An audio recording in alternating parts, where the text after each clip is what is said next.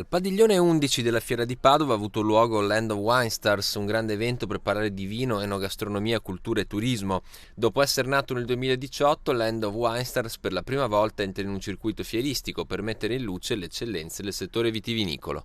Innanzitutto, nato a Padova, adesso è regionale. È entrato nella programmazione regionale, quindi ha una valenza superiore a quella iniziale, ma soprattutto oggi c'è stata fatta una scelta di partecipare all'interno di un evento fieristico, per l'appunto Bar Next, consapevoli che proprio questa sinergia con l'evento fieristico e mettere in luce le eccellenze del settore vitivinicolo possa rappresentare un elemento di successo. Il titolo di quest'anno, Land of Winestars, un bike tour tra stelle e vigneti, prende il nome dal filmato organizzato da Venix Promex che racconta di un viaggio in bici nel territorio padovano alla scoperta delle stelle vitivinicole. E proprio la bicicletta e il turismo ecosostenibile sono alcuni dei temi principali dell'evento, oltre a rappresentare importanti progetti futuri.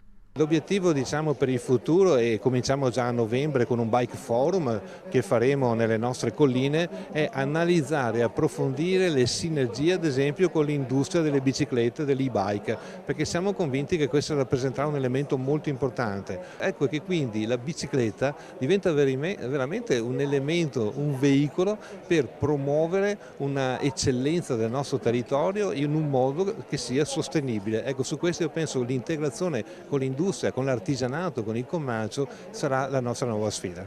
In seguito alla proiezione del filmato è andato in scena un incontro istituzionale per parlare delle azioni che favoriscono la conoscenza di un luogo e dei suoi prodotti, oltre che delle iniziative e delle strategie che permettono un miglior coinvolgimento dei turisti nel territorio.